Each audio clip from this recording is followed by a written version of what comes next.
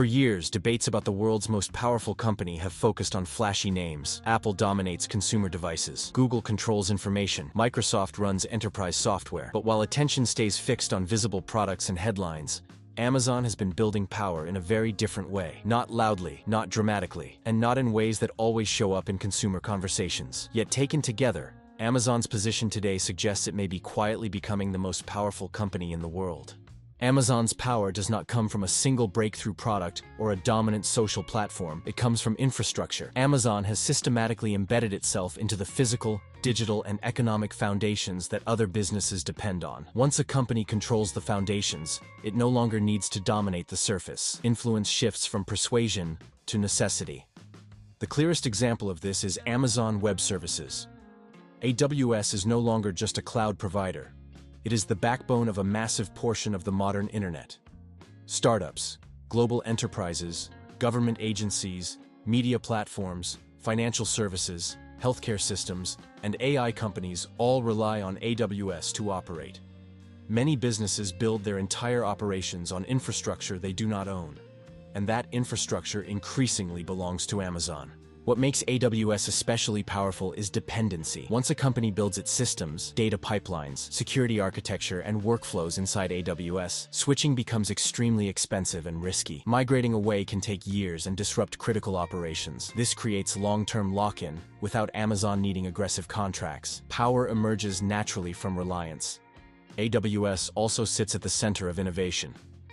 New startups often begin on AWS because it is fast and globally available. As those startups grow, their reliance deepens. By the time they become successful companies, AWS is no longer a vendor. It is part of their core architecture. Amazon does not need to know which companies will win. It benefits from the ecosystem itself. At the same time, Amazon has become indispensable in physical commerce. Its logistics network now rivals national postal systems. Warehouses, fulfillment centers, delivery fleets, air cargo hubs, and sorting facilities form a private infrastructure layer that most retailers cannot replicate. This network took decades to build and requires constant reinvestment. For millions of sellers, Amazon is not just a marketplace.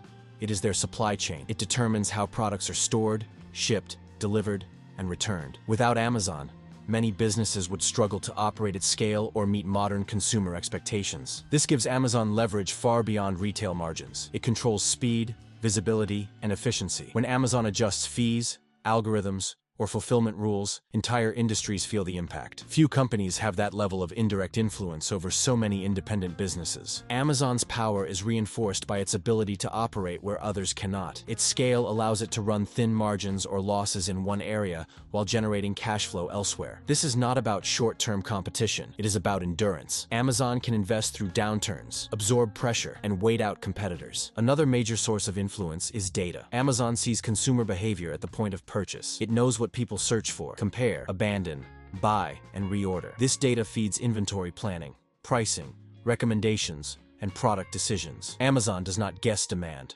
It observes it directly. Amazon's advertising business has also become a major force. Ads appear at the exact moment of purchase intent, making them extremely valuable. Brands now compete for visibility inside Amazon's ecosystem, not just on external platforms. Amazon has become a gatekeeper of demand in countless product categories. Then there is Amazon's role in artificial intelligence. While it may not dominate headlines with consumer AI tools, Amazon is deeply embedded in the AI economy. Through cloud services, custom chips, and enterprise infrastructure, many AI systems are trained and deployed on AWS. Amazon benefits from AI growth regardless of which applications succeed. This reflects a consistent strategy. Amazon does not need to win at the surface. It wins by owning the layer underneath. Cloud computing, logistics, advertising, and data infrastructure all position Amazon as a default utility. Utilities may feel boring, but they are extremely powerful because they are hard to replace. Amazon's internal culture supports this long-term dominance. The company prioritizes operational discipline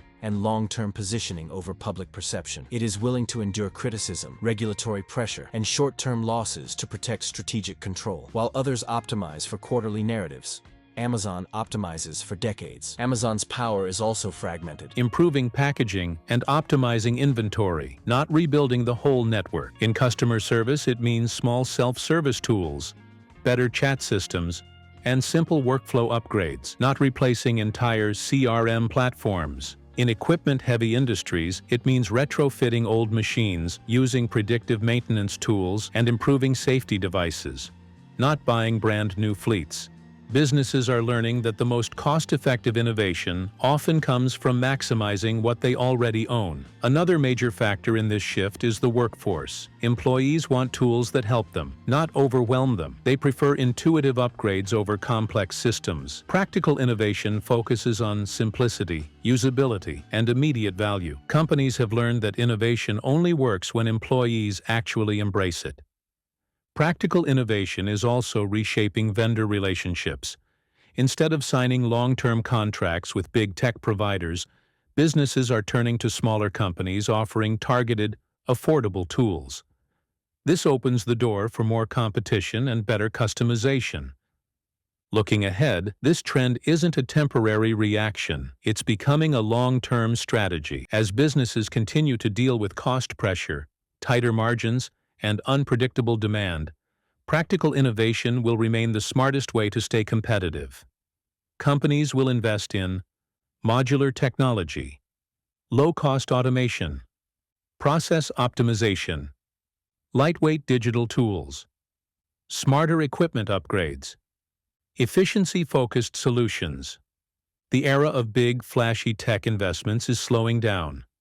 The new era, the practical innovation era, is about what works. It's about strengthening the systems businesses already rely on.